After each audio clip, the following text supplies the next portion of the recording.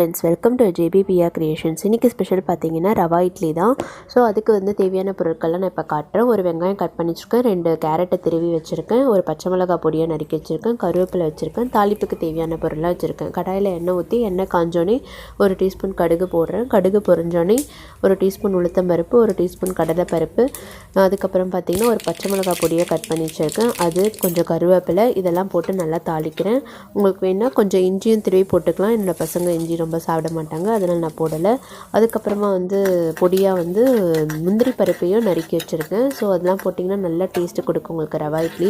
வீட்டில் வந்து மாவு எதுவும் இல்லை, டிஃபன் என்ன செய்கிறது நீங்கள் யோசிக்கவே வேணாம். ரவை இருந்ததுன்னா டக்குன்னு ஒரு 1/2 அன் ஹவரில் நம்ம ரவா இட்லி பண்ணிடலாம். அப்படி தான் நான் குயிக்காக பண்ண ரெசிபி தான் இது. ஸோ இப்போ ஆனியனை போடுறேன். ஆனியனை போட்டு அதையும் நல்லா வதக்குறேன். லைட்டாக உப்பு போட்டுக்கிறேன் வதக்கிறதுக்கு. அதுக்கப்புறமா கேரட் திருவி வச்சுருக்கேன் இல்லைங்களா, அதையும் போட்டு நல்லா வதக்குறேன். இதெல்லாம் போட்டு வதங்கினதுக்கப்புறமா கொஞ்சமாக கலருக்காக மஞ்சத்தூள் போடுறேன். மஞ்சத்தூள் போட்டு வதக்கினதுக்கப்புறமா நம்ம எடுத்து வச்சுருக்க ரவையை எடுத்து அதையும் நல்லா வதக்குறேன். எண்ணெயிலே நல்லா வறுத்துக்கணும். நம்ம வறுத்ததுக்கப்புறம் அந்த சூடு ஆறுனதுக்கப்புறமா ஒரு 50 கிராம் தயிர் எடுத்து நான் அதில் விடுறேன். ஏன்னா நம்ம இப்போ மாவுனா புளிக்க வைப்போம், இதை நம்ம இன்ஸ்டண்ட்டாக யூஸ் பண்ணுறதுனால ஸோ தயிர் வந்து புளிப்புக்காக சேர்க்குறேன். ஸோ அது போட்டு ஒரு 15 நிமிஷம் ஊற விட்டுறணும். நம்ம தேவையான உப்பு போட்டு இட்லி மாவு அளவுக்கு தண்ணி ஊற்றி இது பண்ணி ஒரு கலந்து விட்டுட்டு நம்ம ஒரு 15 நிமிஷம் ஊற வச்சுட்டு அதுக்கப்புறம் இட்லி பாத்திரத்தில் தண்ணி ஊற்றி தண்ணி கொதிச்சோடனே தட்டிலலாம் நல்லா நெய் தடவிட்டு நீங்கள் ஒரு கரண்டி எடுத்து இதில் ஊற்றுனீங்கன்னா சூப்பராக இருக்கும். உங்களுக்கு பார்க்கவே பாருங்கள் இவ்வளோ நல்லாயிருக்கு.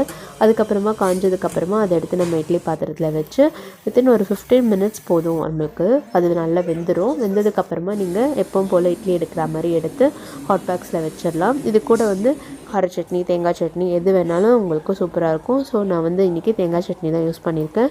ஸோ மார்னிங் வந்து கொஞ்சம் நம்ம லேட்டாக எழுந்திரிக்கிறோம், இல்லை மாவு இல்லை அப்படின்னா இந்த ரெசிபி நீங்கள் ட்ரை பண்ணலாம். குயிக்காக உங்களுக்கு ஃபாஸ்ட்டாக முடிஞ்சிடும். நீங்களே செஞ்சு பாருங்கள் ஃப்ரெண்ட்ஸ். என்னோட சேனல் லைக் பண்ணுங்கள், ஷேர் பண்ணுங்கள், சப்ஸ்கிரைப் பண்ணுங்கள். தேங்க்யூ ஃபார் வாட்சிங் மை சேனல் ஃப்ரெண்ட்ஸ்.